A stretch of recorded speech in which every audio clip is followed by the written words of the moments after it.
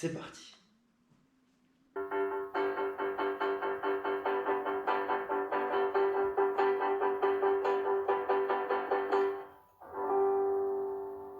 Au championnat d'Europe à Munich, il y avait évidemment l'athlétisme, sport phare de ces championnats d'Europe.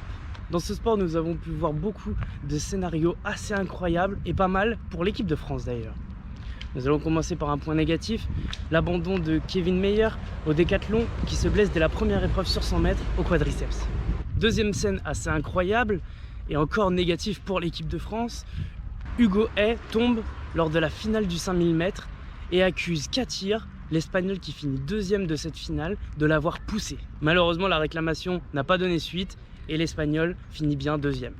Troisième scène incroyable, celle de Pascal Martino Lagarde sur 110 mètres haies qui finit deuxième à 1 millième de la première place. On peut également noter la troisième place de Kaou.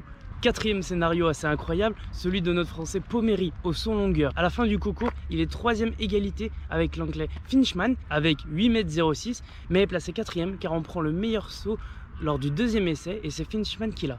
Mais après vérification, les caméras montrent que Finchman a mordu sur son essai où il fait 8,06 m. Du coup, le saut est annulé et c'est notre français Pommery qui remporte la troisième place. Quelques résultats positifs de l'équipe de France au championnat d'Europe d'athlétisme à Munich. On peut vous dire que Apio a fini deuxième aux 400 mètres haies, que René Lamotte fait taire les critiques du championnat du monde en finissant deuxième aux 800 mètres. Sur les relais, 2 médailles, le 4x400 homme qui finit en bronze et le 4x100 mètres homme qui finit en argent. Et pour finir, Jan Skrup qui finit 3e sur le 10 000 mètres. Avant de terminer, j'aimerais vous parler de 3 petits événements qui se sont passés. Un fait assez insolite, aux 110 mètres haies lors des qualifications, le portugais Oliveira fait un saut sur la ligne d'arrivée pour faire passer ses épaules en avant car c'est la ligne d'épaule qui compte pour arrêter son temps. Et il se qualifie grâce à ça. Tant qu'on est dans les sauts, je vais vous parler encore de sauts. Le Suédois Lidström en triple saut nous a fait un joli saut de sardine. Je voulais saluer le fair play de Manuel Carmagna qui s'arrête lors des demi-finales de 3000 mètres steeple pour relever et enlever de la piste un concurrent tombé lors d'une haie. Et pour finir, je voulais vous montrer un moment qui représente le sport que l'on aime. Les journalistes et les athlètes présents sur le plateau de France TV Sport qui se lèvent et qui encouragent le concurrent allemand qui fait une course de dingue lors de la dernière épreuve de décathlon, lui permettant ainsi de devenir champion d'Europe. Bravo à toutes, bravo à tous et à très vite sur la piste.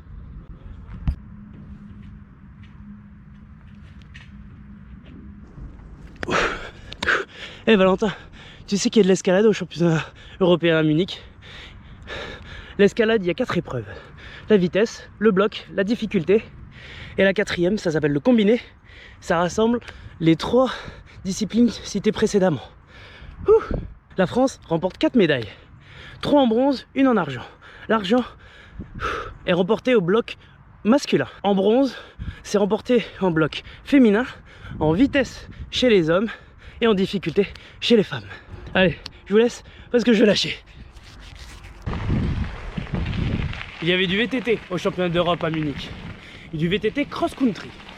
Chez les hommes, malheureusement, aucune médaille pour la France. Par contre, chez les femmes, 2 médailles. C'est Léonie Lecomte qui remporte le titre de championne d'Europe devant Pauline Ferrand-Prévot juste derrière. Juste après cette compétition, il y avait les championnats du monde de VTT au Gers en France. Eh oh, oublie pas le BMX quand même, avec Laura Pérez qui finit 3e et Anthony Jean-Jean qui nous ramène la médaille d'or. Il est fou lui. Eh, le cyclisme au championnat d'Europe, c'est aussi du vélo de route et du vélo de piste. En plus, la France a remporté pas mal de médailles. Sur piste, chez les hommes, 6 médailles d'or, 2 en argent et 2 en bronze. Chez les femmes, 3 en argent et 2 en bronze. Pas mal quand même. Et en vélo de route, chez les hommes, Arnaud Desmar remporte la 2e place. Alors, tu dis quoi là ? Ok les gars, c'est bon, on s'énerve pas, vous avez fini votre speech ? À moi. Je disais donc, il y avait les championnats du monde quelques jours après les championnats d'Europe. Cela se déroulait en France, au G. On pourra noter le titre de championne du monde pour Pauline Ferrand-Prévot, juste après avoir fini 2e au championnat d'Europe. Léonie Lecomte, notre championne d'Europe, elle, finit 4e en VTT de descente. Chez les femmes, Myriam Nicole finit 3e, un peu déçue de sa performance. Chez les hommes, triplé historique. 3e, Loris Vergier. 2e, Amaury Pierron. Et premier, pour la 5e fois, champion du monde, Loïc Bruni, qui remporte son titre dans une ambiance exceptionnelle chez lui en France.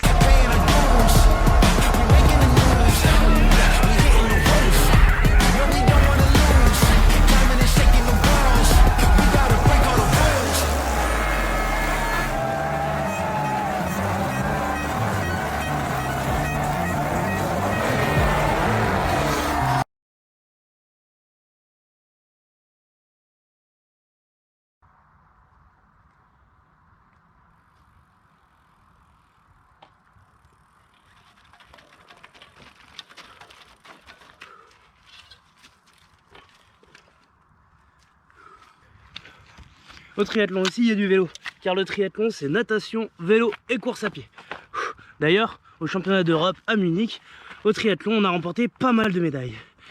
Et ça, on appelle ça une transition. Chez les femmes, une médaille.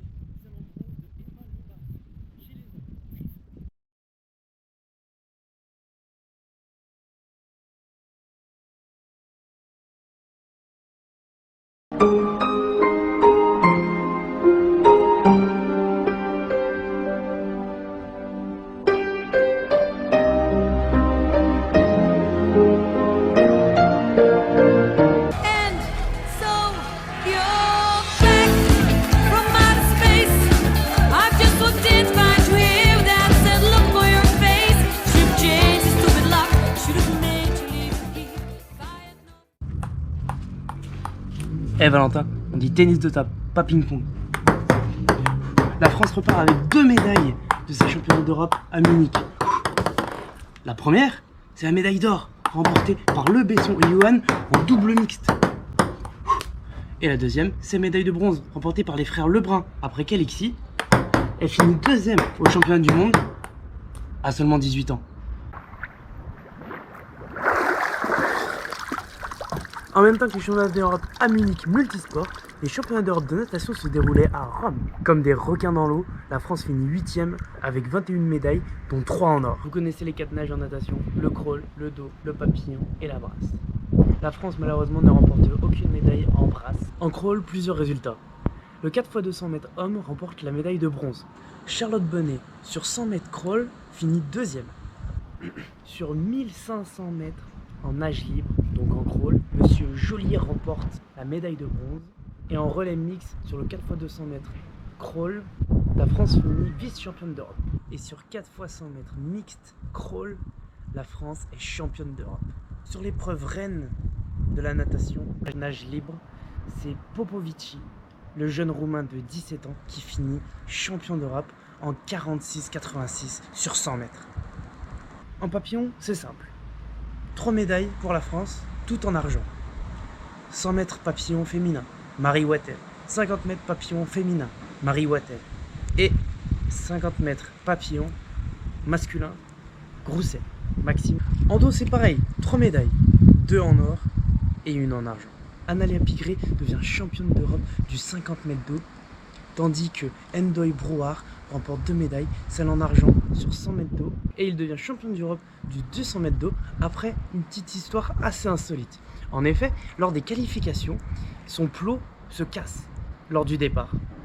Il ne peut donc pas concourir et se pense donc éliminé. Mais la Fédération internationale de natation l'autorise à réaliser sa course de qualification tout seul. Ainsi, il réussit le 2e meilleur temps lors des phases de qualification. L'histoire est extraordinaire et devient champion d'Europe.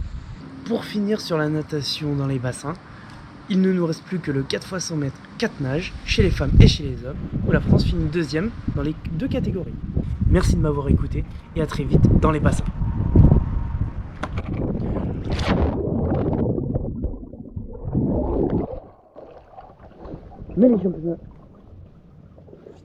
Mais les championnats d'Europe de natation, c'est aussi de la natation synchronisée et de la natation en eau libre. Natation synchronisée où la France remporte 4 médailles de bronze et natation en eau libre où la France remporte 1 médaille en argent et 3 en bronze. Allez, on arrête avec la natation et on passe aux autres sports. Oui, Valentin, l'UTMB, l'Ultra Trail du Mont Blanc, qui se déroule à Chamonix comme tous les ans, regroupant 8 épreuves de trail allant de 10 km à 300 km. L'épreuve reine de cet événement sportif international, c'était évidemment la course de 170 km, l'Ultra Trail du Mont Blanc, qui était la première course organisée, 170 km avec 10 000 mètres de dénivelé positif. Je peux vous dire, ça pique. Cette année, les coureurs nous ont offert une course d'anthologie.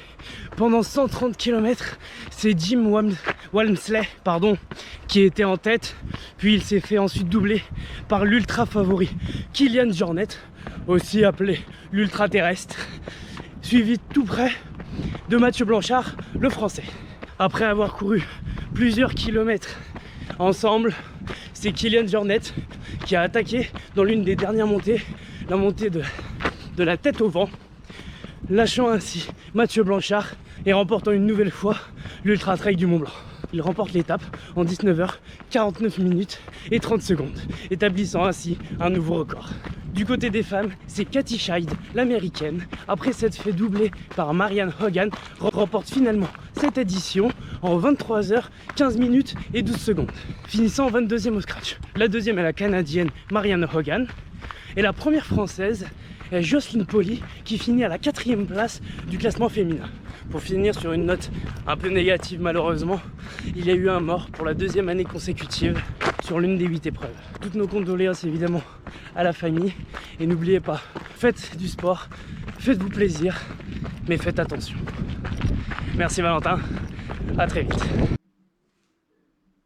Bon, ouais c'était bien. Dommage qu'il n'y ait pas plus d'abonnés.